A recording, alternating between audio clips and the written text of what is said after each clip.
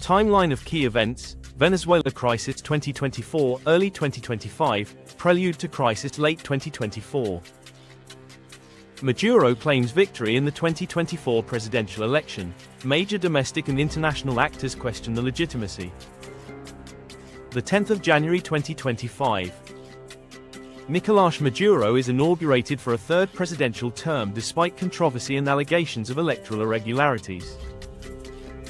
Mid to late 2025, escalation begins August 2025. President Trump authorizes U.S. military action against transnational cartels and increases the bounty for Maduro's capture. Increased naval forces deployed to the southern Caribbean. September to December 2025. The U.S. designates Venezuela's Cartel de los Soles and other actors as foreign terrorist organizations and begins covert operations, airstrikes on drug smuggling targets, and seizures of sanctioned tankers. This campaign, often called Operation Southern Spear, sharply raises tensions. January 2026, crisis peak January 2026. U.S. military executes Operation Absolute Resolve, elite Delta Force and other assets capture President Nicolas Maduro and his wife, Cilia Flores, during early morning raids in Caracas.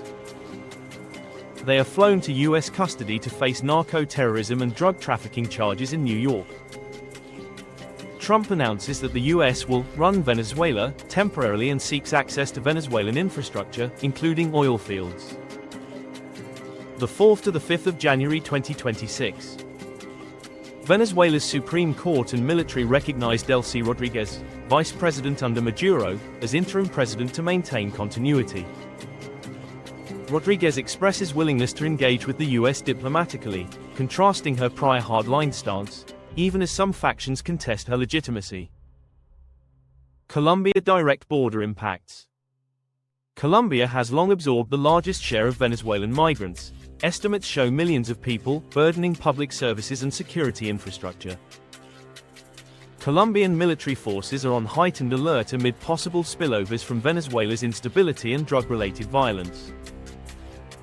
Geopolitical friction. Trump has threatened possible future military action against illegal armed groups in Colombia linked to narcotics, e.g., ELN, heightening diplomatic sensitivities. Potential militia or insurgent attacks on infrastructure like pipelines could disrupt energy flows and further escalate tensions with Bogotá. Atlantic Council migration and socio-economic strain. Brazil hosts a significant number of Venezuelan refugees, especially in northern states like Roraima, stressing health, education, and housing systems. Regional posture. Brazil, traditionally a regional counterweight, has expressed concern over unilateral military action and pushed for multilateral solutions to Venezuela's crisis. Diplomatic balance. Mexico has publicly condemned the U.S. military operation as a breach of international law and emphasized respect for sovereignty. Mexico's own challenges with cartel violence make it wary of similar U.S. interventionist precedents. Political alignment. Chile strongly criticized the U.S. military raid and prioritized diplomatic channels, pushing for regional coordination through organizations like CELAC. Sympathetic governments. Bolivia and Nicaragua, led by leftist administrations, defend Venezuela's sovereignty and call for Maduro's release, framing U.S. action as imperialist. Security ties. Cuban military personnel were reportedly casualties during the U.S. raid, underscoring the long-standing security cooperation between Havana and Caracas. Cuba condemned the U.S. action and reiterated support for Maduro's legitimacy. Energy instability concerns. Smaller Caribbean states are concerned about impacts on shipping routes, tourism, and migrant flows.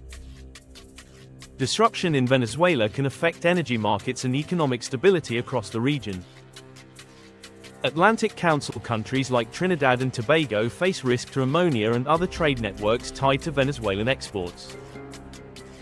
Atlantic Council strategic and political impact.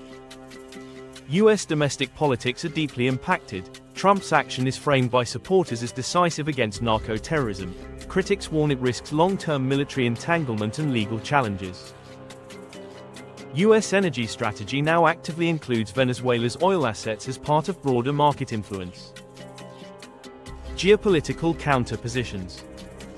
Russia and China have criticized the U.S. intervention and framed it as a violation of sovereignty. Their support for Maduro before his capture was both economic, oil, and political.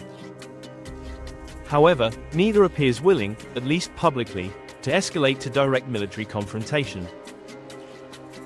Key regional themes and trends: SOS humanitarian and migration pressures. Over 7+ million Venezuelans have already fled abroad due to economic collapse and instability, burdening neighbors' public systems, labor markets, and diplomatic relations. Fire security and border tensions. Strengthened militarization along borders, especially between Venezuela and Colombia, raises the risk of cross-border violence and greater instability. Upward trend: energy markets. Disruption in Venezuelan oil exports, historically a large export to China, and shifting U.S. control claims create volatility in global oil and energy markets.